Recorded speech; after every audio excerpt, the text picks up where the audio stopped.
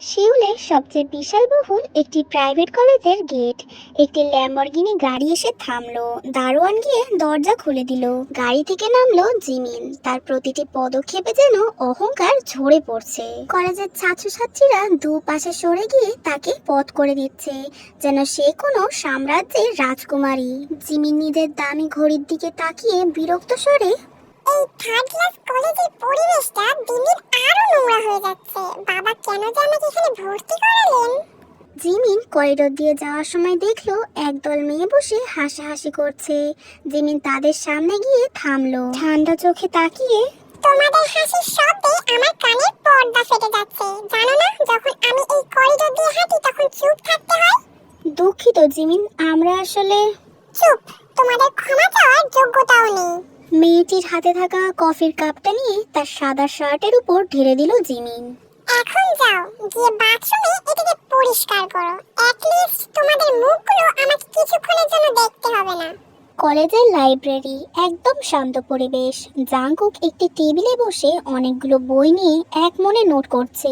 তার পরনে খুব সাধারণ একটা সাদা শার্ট, যা কয়েকবার কাচায় কিছুটা রং চটে গেছে। সে এই কলেজে স্কলারশিপে পড়ছে এবং কলেজের বাগানে মালির কাজ করে নিজের পড়ার খরচ চালায়। জিমিন তার বান্ধবীদের নিয়ে লাইব্রেরিতে ঢুকলো।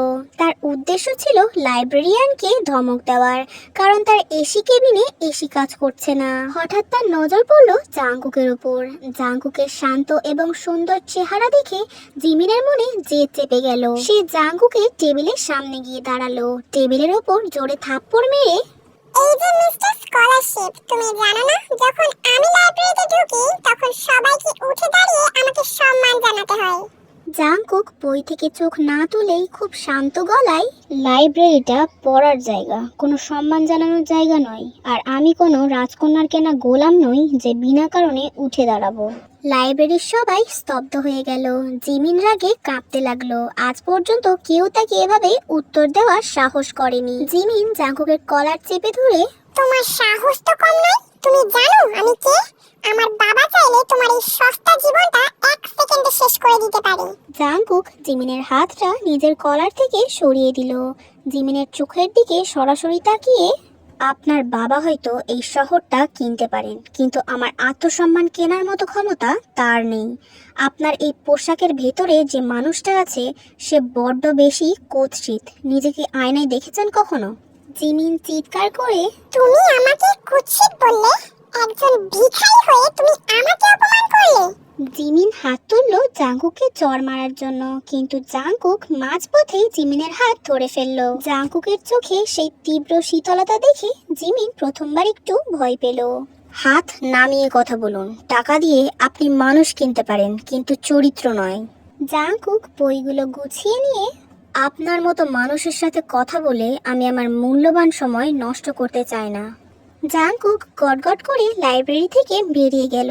জিমিন ওখানেই অপমানে এবং রাগে পাথর হয়ে দাঁড়িয়ে রইল। তার বান্ধবীরা ফিসফিস করতে লাগলো। জিমিন দাঁতে দাঁত চেপে মনে মনে, জাংকুক, এই অপমানের বদলা আমি এমন ভাবে নেব যে তুমি মৃত্যু ভিক্ষা করবে।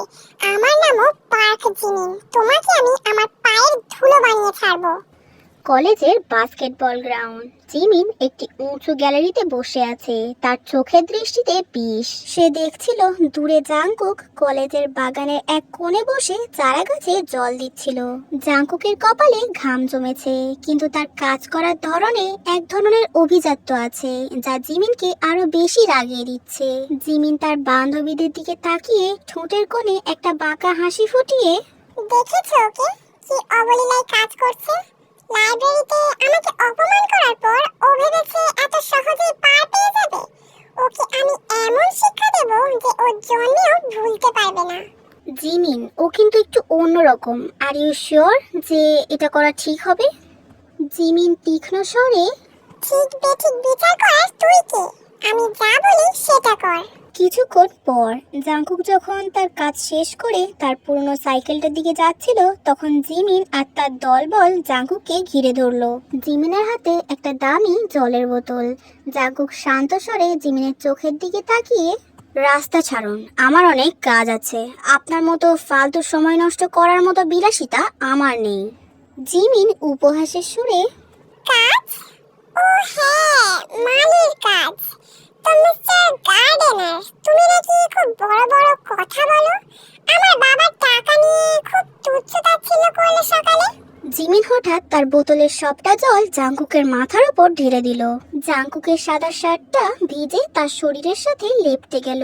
জিমিনের বান্ধবীরা উচ্চস্বরে হাসতে লাগলো। কেমন লাগছে? জল তো তোমার খুব প্রিয়, তাই না? এখন যাও, গিয়ে বাথরুমের আয়নায় নিজেকে দেখে আসো যে তোমার মতো ভিখারির রূপটা আসলে কেমন। জাংকুক নিজের ভিজে চুলগুলো হাত দিয়ে পিছনে সরালো। তার চোখ এখন রাগে লাল হয়ে উঠেছে, কিন্তু সে এখনো চুপ। জাংকুক ধীর পায়ে জিমিনের দিকে এক পা এগিয়ে গেল। জিমিন একটু থমকে গেলেও তার দাপট বজায় রাখলো। জাংকুক গম্ভীর গলায়, টাকা আপনার মগজটাকেও পচিয়ে ফেলেছে জিমিন।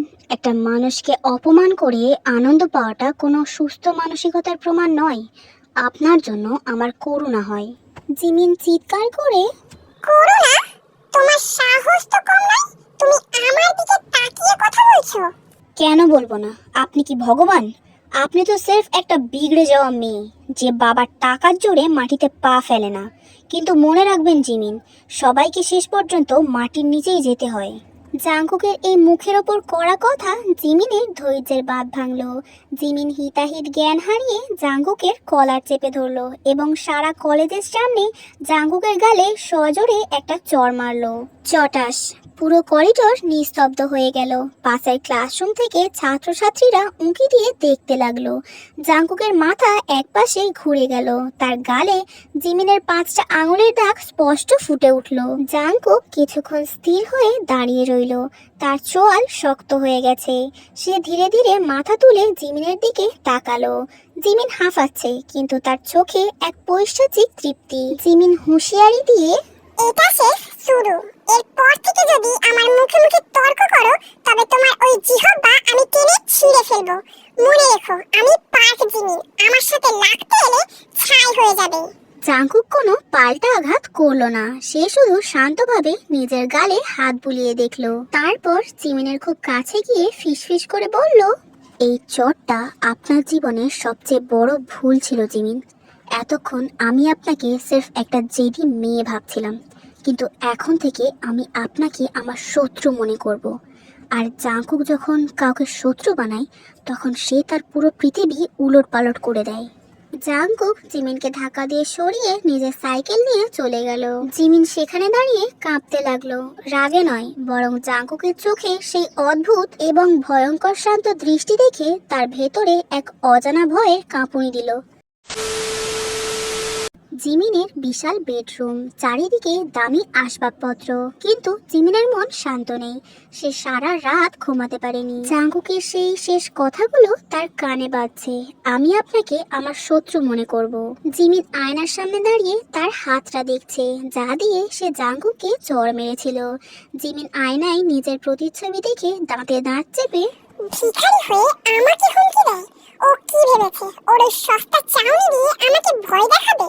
আমি ওকে এমন এক জায়গায় নিয়ে যে দাঁড় করাবো যেখান থেকে ফেরার কোনো পথ থাকবে না। ও আমার শত্রু হতে চায়, তাই না? তবে বেশ, এই শত্রুর সাথেই হবে ওর সংসার।